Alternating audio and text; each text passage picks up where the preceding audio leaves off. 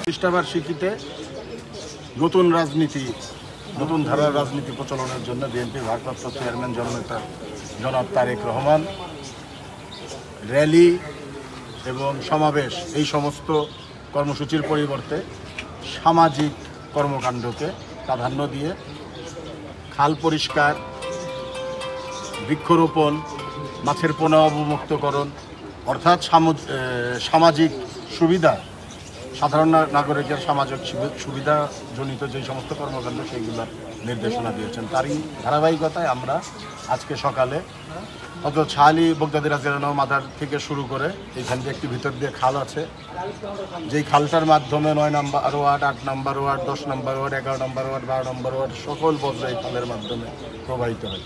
সেই খালটা বিভিন্ন জায়গায় ফ্যাসিস্টদের আমলে ফ্যাসিস্টদের দোসররা দখল করে ফেলেছিল।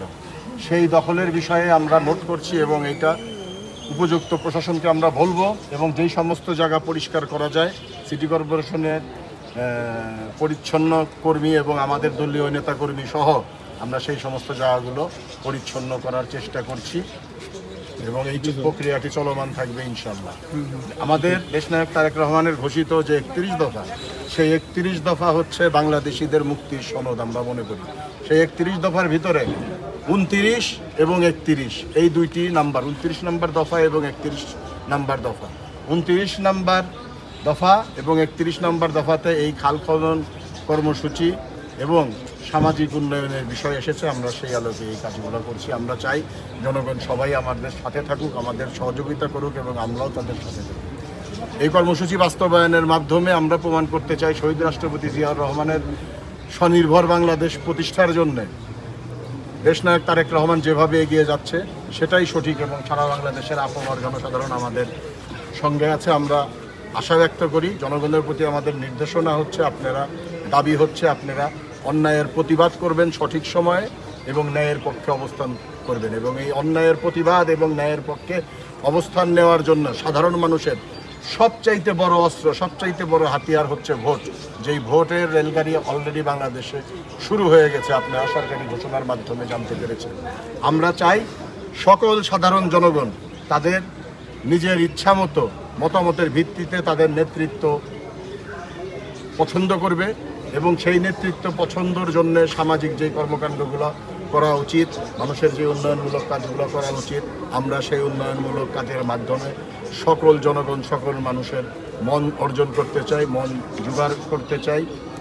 আমরা এর মাধ্যমে ইনশাল্লাহ এদেশে যদি দেশনায়ক তারেক রহমান এবং বেগম খালেদা জিয়ার নেতৃত্বে জাতীয়তাবাদী সরকার এদেশের সেবা করার সুযোগ পায়, আমরা আমাদের এই কর্মসূচিগুলো আগামীতেও চলমান রাখবো শতভাগ। আচ্ছা, এই যে বিভিন্ন জায়গায় আমরা দেখতে পাচ্ছি যে শালি থেকে টেকনিকের পর্যন্ত বিভিন্ন জায়গায় খাল দখল হয়ে গেছে। বিশেষ করে আমি যদি বলি বাংলা কলেজের ওই পাশটাতে দেখলাম যে 60 ফিট যেখানে খাল থাকার কথা, 40 ফিট খাল, দুই পাশে হচ্ছে 10 ফিট মোট 60 ফিট থাকার কথা, সেখানে আমরা দেখতে পাচ্ছি টোটাল জমি আছে 30 ফিট, বাকি 30 ফিট অলরেডি দখল। এই বিষয়ে আপনাদের অবস্থান কি থাকবে? প্রকৃতপক্ষে এখানে দুইটা জিনিস কাজ করে, দুইটা ভাগ। একটা হচ্ছে বৃহৎ আকারে যেই দখলগুলো হয়েছে এইগুলো ফ্যাসিস্টদের আমলে ফ্যাসিস্টদের দোষররা তাদের নেতাকর্মীরা করেছে। আর একটা জিনিস হয়েছে, সেটা ইচ্ছাকৃত হোক অনিচ্ছাকৃত হোক, যার যার বাঁচার পাশ দিয়ে খালটি গিয়েছে সে তার আবর্জনা ফেলতে ফেলতে ওই জায়গাটা ব্লক করে ফেলেছে, এরকমও কিছু আছে, অথবা গাছ লাগিয়েছে, এরকমও কিছু আছে। সেই জিনিসগুলো আমরা এই খাল দিয়ে আসার পর্যায়ে সকল বাড়িওয়ালাদের কাছে আমরা বিনীতভাবে অনুরোধ করে এসেছি যে আপনারা যেইটা সীমানা আপনারা এখানে দেখবেন, এই যে এই জায়গাতেও একটা পিলার আছে গেড়ে গেছে, এইটা যদি এই বাড়িওয়ালাদের প্রতি আমরা অনুরোধ করে এসেছি আপনারা এই সীমানাটা দেখে আপনারা যার যার নিজ দায়িত্বে, নিজের নাগরিক দায়িত্বে আপনারা উদ্বুদ্ধ হয়ে এগুলো পরিষ্কার করে দেন। আর আওয়ামী লীগ ফ্যাসিস্টরা যেই জায়গাগুলোকে দখল করে দিয়েছে, বড় বড় ইমারত করে ফেলেছে, সেইগুলো তো আর আমরা আইনগতভাবে কিছু করতে পারবো না। সেই জন্য আমরা প্রশাসনের কাছে বিনীত নিবেদন করছি, আপনারা অতি শীঘ্রই এই অবৈধ স্থাপনাগুলোকে আপনারা উচ্ছেদ করেন, অবমুক্ত করেন। অবমুক্ত করার মাধ্যমে সাধারণ নাগরিকের নাগরিক অধিকারটাকে প্রতিষ্ঠিত করেন।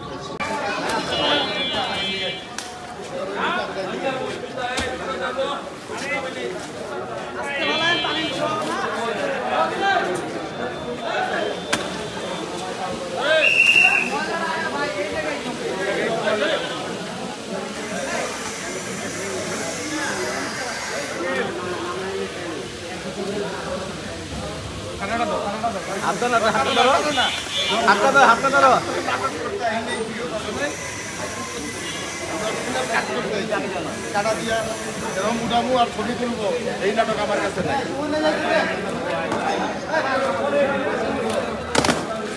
এই জায়গায়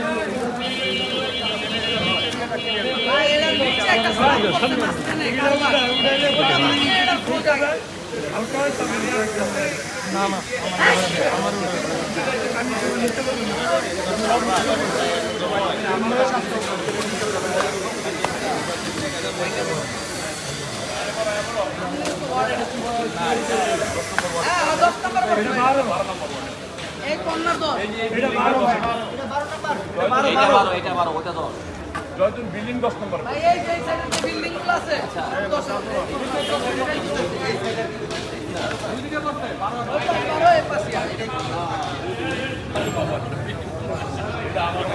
এটা বাইরের নির্বাচনে আছে,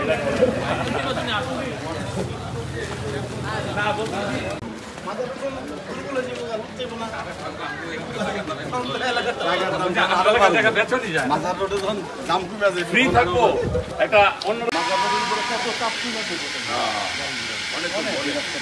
এই যদি আমি মোদিজির আরামবাগের যে বক্তব্য দর্শনীয় স্থান হয়ে যাবে যদি প্রকল্প কাজ করেন